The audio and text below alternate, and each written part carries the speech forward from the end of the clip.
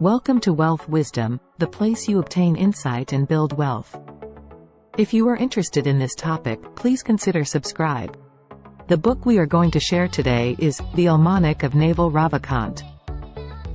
There's a cliché as old as antiquity that says that wisdom and practicality are incompatible. As an ancient Greek joke has it, a philosopher is someone who falls down a well while gazing up at the stars. Like many clichés, it's not necessarily true, even though it describes something we've all observed. Naval Ravikant is living proof of that. His success as an entrepreneur and investor reflects his understanding of the practical business of making money. But he's also a philosopher dedicated to discovering the secret of living well. In this sharing, we'll explore his wisdom as we delve into two topics that preoccupy us all: money and happiness. Why the wealthy can't afford to be jealous. How to use money to gain your freedom, and why a quiet mind is a happy mind. If you're unsure about a decision, then the answer is no. There are 7 billion people on our planet. Thanks to the internet, it's easier than ever to get to know anyone anywhere on Earth. That's a lot of potential mates, friends, and business partners. Work has also changed in the digital era.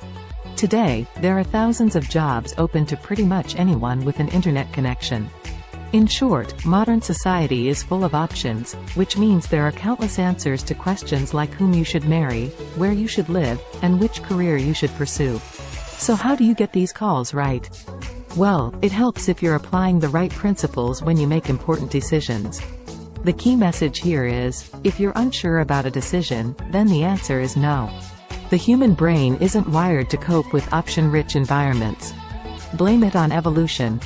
Our ancestors evolved in small tribes and their lives were defined by scarcity. Finding a partner, for example, wasn't a question of romance or shared values, it was about availability. Work was also a question of necessity. Your job was to find enough food to keep you and your kin alive for another day. This evolutionary legacy is a problem in today's world. When it comes to big decisions, it's easy to get locked in for a long time. Starting a relationship might commit you to a project that lasts 5 years or more. Deciding to move cities and accept a particular job can alter the course of your entire career. Make the wrong calls and you're looking at a lot of wasted time.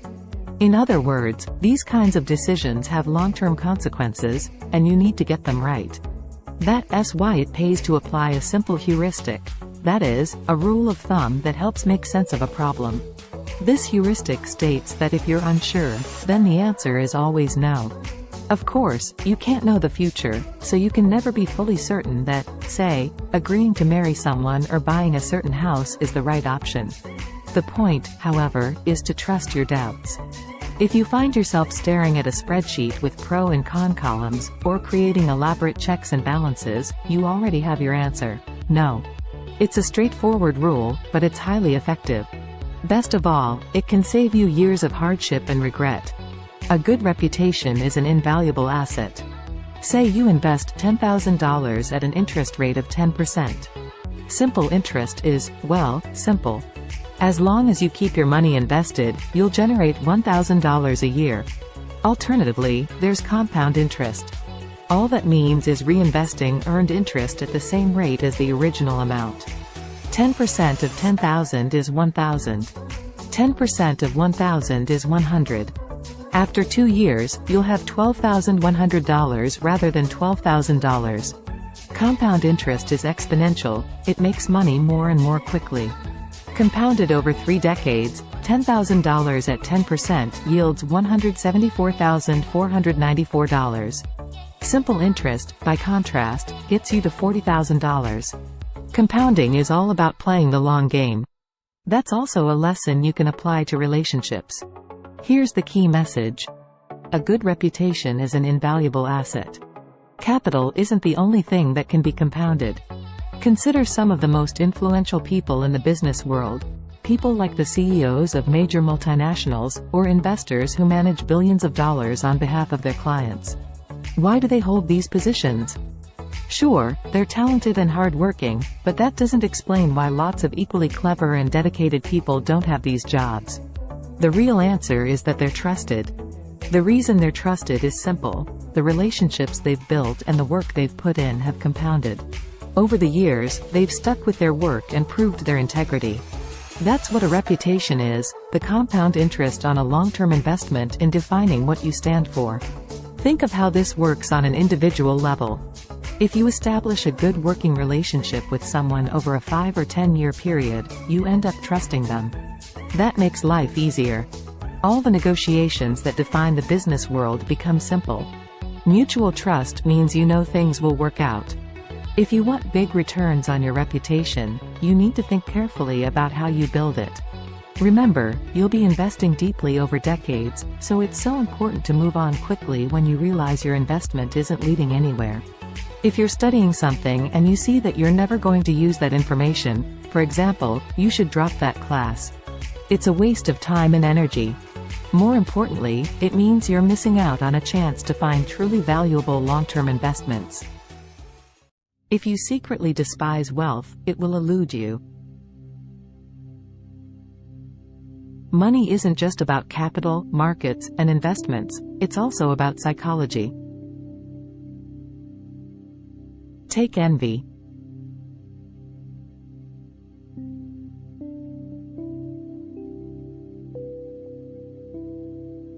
When you compare yourself to others and envy their successes, you get caught in the relative mindset. That's a recipe for misery.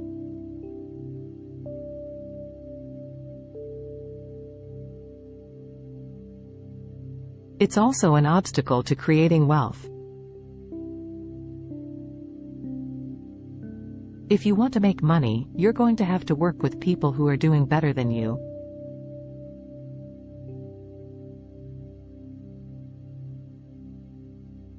As humans, we're hardwired to pick up on what others really think of us. When you're resentful or envious, it shows.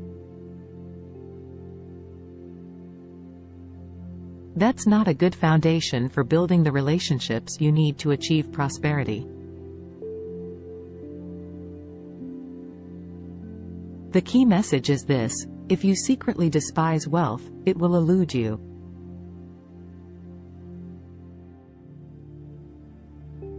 We all play two social games. The first is the money game.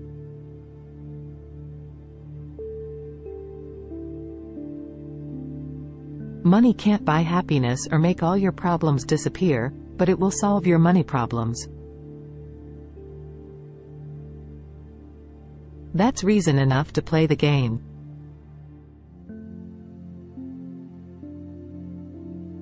At the same time, lots of people feel that they can't make money. Rather than addressing this psychological block, they attack wealth creation.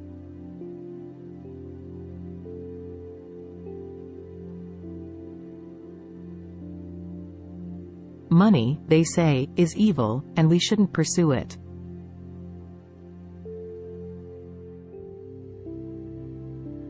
This is a standard move in a second kind of game, the status game. Rejecting money as something that they neither need nor want is a way for people to claim a higher status in others' eyes. The status game is as old as humanity, and it's all about the relative mindset. Its purpose is to compare people and establish hierarchies among them, to figure out who's number one, who's number two, and so on. That makes it a zero-sum game. For someone to win, someone else has to lose.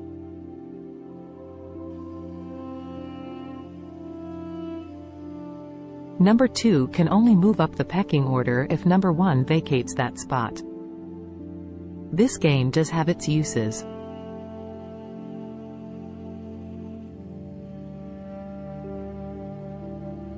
Take politics.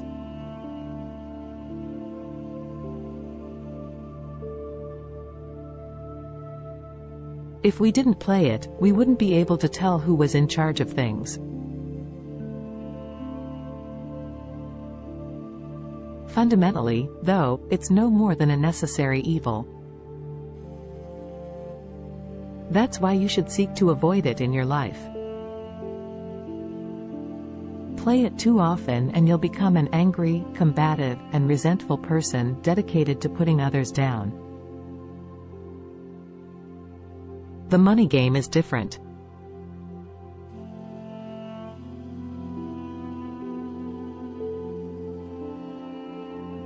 It's not zero-sum, it's positive-sum.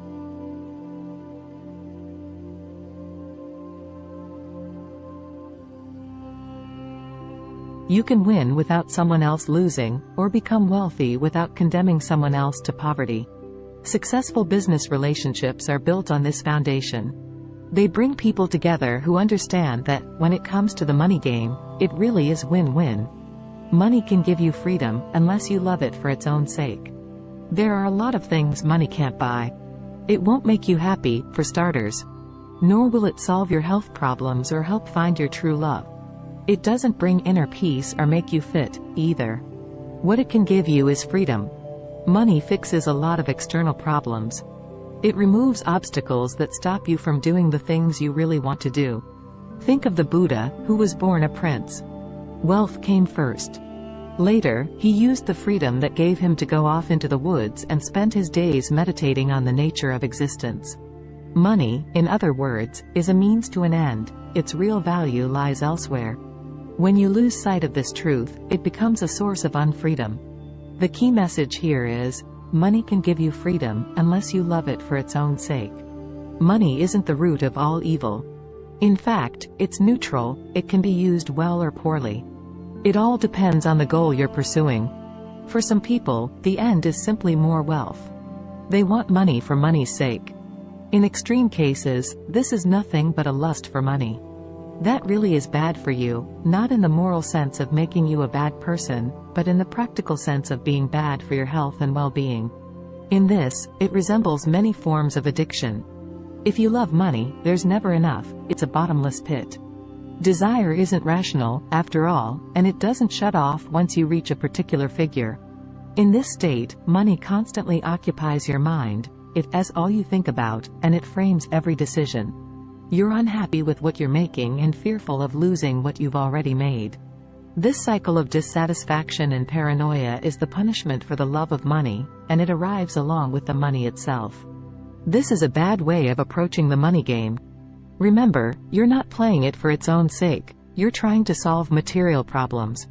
You can keep yourself working toward this goal by avoiding upgrades to your lifestyle as you make more money.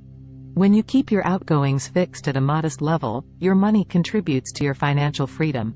Constantly upgrading, by contrast, creates new problems that can only be solved by running faster and faster on the same treadmill. If you secretly despise wealth, it will elude you. Money isn't just about capital, markets, and investments, it's also about psychology. Take envy.